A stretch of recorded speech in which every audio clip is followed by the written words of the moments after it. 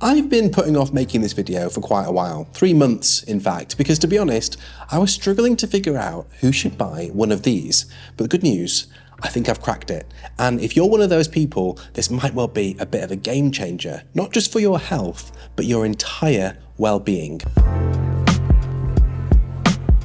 You're probably watching this because you're thinking of buying your first smart ring. But in this video, I'm going to explain what this particular one, the UltraHuman Ring Air, can actually do, how smart rings are fundamentally different to other fitness trackers, and what sort of person I reckon should be considering buying one of these. But before we get into any of that, it's probably important to start with what happens when you buy one. Now, with most other fitness trackers like watches and bracelets, there's a single size and you just buy one off the shelf. Because you wear this on a finger, it has to be sized for you, so the first step is getting a sizing kit. Now, UltraHuman recommend that you choose a size that works on your index or ring finger. There's something to do there with skin conduction, I think. I found that size 10 fit me best on both my ring and index fingers, so I placed the order and then waited for my ring to arrive. They've got a bunch of different color options available. I went for the shiny silver option so it didn't look too obviously like a piece of tech. I've seen lots of people with the matte black ones on, which kind of look cool if you're into emo music, but it's not really my vibe. I personally think the metallic options like the silver and titanium look a lot more stealth if you don't want people to know this thing has some hidden smarts. And in terms of unboxing, this is a lovely experience. It kind of reminded me of an Apple product. Everything looks and feels super premium, and it's clearly been packaged with lots of attention to detail. Your ring comes with some paperwork to get things started. There's this little charging puck and a super long braided USB-C cable. Now, there's no wall plug included, by the way, so you're gonna have to grab one of those for yourself. And then here's the ring itself. The first thing that really struck me was how incredibly light this is. It's just 2.8 grams. I'm pretty sure this makes this the lightest wearable going, but if I'm wrong, just let me know down in the comments. The final step is setting up your UltraHuman app and getting everything paired and configured. You will be able to start tracking stuff pretty much straight away and accessing all the various features. I'm going to tell you a bit about those in just a moment, but because this thing needs time to calibrate itself to the way your body works, you'll need to give it at least 2 whole weeks before it's going to start giving you deep insights on your data. I know that sounds like quite a while, but trust me, once it's calibrated, there is so much stuff you can get from this.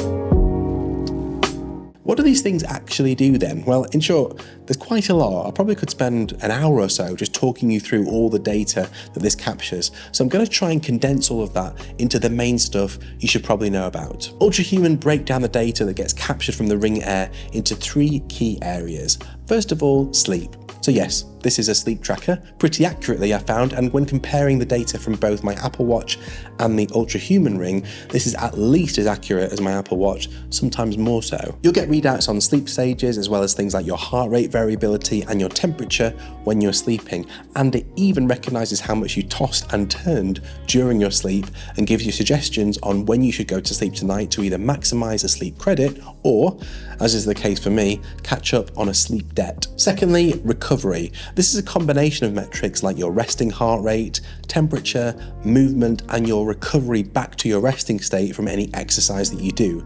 And that all determines your overall state of well-being. As we can see, I'm looking pretty good here on the recovery front, apart from my skin temperature, which was slightly elevated on this day. The app then gives you some clues on what you can do to improve this. In my case, it's likely going to be cutting back my food intake 2 or 3 hours before I go to bed. Finally, movement, which is the volume and distribution of your activity through the day. This one is based on how frequently you move compared to, say, my Apple Watch, which would let me blast through a massive workout in the morning and then sit around for the rest of the day and still tell me that I've hit all my goals. There are loads more going on here, but yeah, this is all good stuff. And the main thing is they make it really easy to understand. You can connect all the apps you'd expect. So for instance, if you're into tracking calories, you can hook it up with MyFitnessPal or just enter your meals right here in the app and it'll send you nudges if you need to eat more or less food. Other integrations like Strava, Apple Health, Garmin and more are all there, so you don't need to worry about doubling up on your data. Also, if you've got a vagina, there are specific insights about your cycle and also handy information about pregnancy trimester periods too. This month I've recently enjoyed this cardio age feature, which uses your VO2 max to give a sense of your heart's health. Luckily, mine's not too far off. And also there's this stress rhythm score, which gives you information on how to manage your stress for clearer thinking, better sleep, and improved energy levels. and who wouldn't want those? A couple of practical points. When it comes to charging, they recommend keeping this to between 30 and 80% to preserve the battery life. And in my testing, I found that a full charge usually lasts me about 5 to 6 days before you'll need to juice it up again. Certainly a lot more than my Apple Watch, which barely gets me through 12 hours before asking for power. Now, I recently went away for a little break without my Ring charger, and after a while, I noticed it stopped connecting to the app. I just assumed it had died and run out of battery. I thought I'd lost all the data, but when I did get home and charged it back up again, it synced everything up just fine. Now, the one thing I've noticed is that it does get quite warm, not hot, but warm when it's charging, presumably because you're heating the metal, but I'm assured that it's totally normal and nothing to worry about, I hope. In terms of the materials, regardless of what color option you go with, they are coated in jet grade reinforced titanium. And then on the inside here, you can see all the circuitry and sensors. These are coated in epoxy resin, which gives this device water resistance. Note, it's not waterproof, so you can wear it in the shower, washing dishes, and apparently even scuba diving up to 100 meters, just as long as it isn't submerged for more than 12 hours. Now, I didn't get a chance to go diving, but I did take it for a spot of wild swimming with me, and it was absolutely fine. It even told me about my body temperature dropping and recovering whilst I was in there, which was pretty cool. Now, you're probably wondering how it's been holding up after a few months, and like a piece of regular jewelry, I've seen some micro, very fine scratches on, but nothing too major, certainly no cracks or chips. Again, this is probably one of the reasons I would go for one of the metallic color options, as I can't imagine the black versions holding up quite as well as this one. I think the reason it's taken me so long to make this review is because after using it for a week or so, I just couldn't figure out who this was made for. I mean, chances are, if you really care about tracking your health and activity in a meaningful way, you've probably already got an Apple Watch or a Garmin or a Fitbit or something like that. But I've noticed there are some important differences between this and any of those other devices, and perhaps you've already spotted one of the biggest ones. And yet, first of all, it's one less screen to beep and flash and vibrate on you. This doesn't do any of those things. And in an age where pretty much everything with a battery is competing for your focus and attention, I think that makes a big difference. We also need to talk about the app, which honestly, it's something else. There's all the graphs and charts you could want, but unlike, for example, Apple Health, this is all beautifully prepared and curated with tons of insights and information about what it all means. I've honestly learned more about my body in the last 3 months using this thing than in the last 40 years or so I've been on this planet. And then look at this, there's this whole bank of exercise and meditation resources right here for you to use. There's Pilates classes, yoga, marathon training, HIIT training, even a cheeky bedtime story. It's all here. I was not expecting any of this. And then you get these weekly insights, which is a bit like having a doctor come and give you a talking to every week. In my case, go to sleep earlier, move more, you lazy, good-for-nothing hat-wearing. Okay, it didn't call me a hat-wearing, but you get the idea. It's motivational without being mean. If I've had a stressful day, I've got a window when I need to start winding down from screens and stimulants. And I'm starting to find that I'm tuning into this stuff much more naturally and generally being a lot kinder to my body. Now, there are, of course, lots of things that this can't do. It's not got GPS built in, for example, so if you want to go for a run or a hike and have it all tracked, you'll get your biometric readings from the session from the Ring, but if you want to know where you went, you'll still need to take your phone with you to get that data. Also, it doesn't yet give you live heart rate readings when you're in a workout. So if you want to know what cardio zone you're in when you're in the middle of a spin class, you're going to need to wait until after the workout to check that out. Now, this is a feature that's currently in beta though, so it'll probably appear later on at some point. And of course, because there isn't a screen, you can't just tap your wrist to start a workout. You still need to do that through your phone. Now, for me, these are relatively minor things, but there's a chance they might be important to you, so I thought I'd point them out.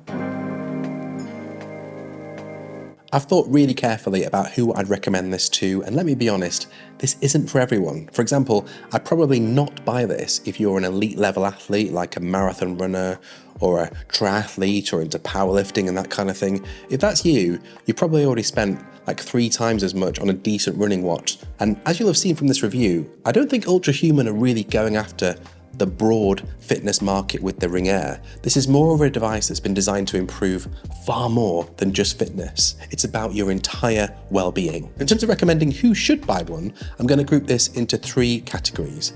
First of all, you should buy this if you've got a decent smartphone and you're wanting to cut down on your screen time. The lack of vibrations, screen notifications, and constant alerts beeping at you really is refreshing, and especially if you're wanting all the benefits and data capturing of a traditional health tracker without the downsides of adding more screens to your life.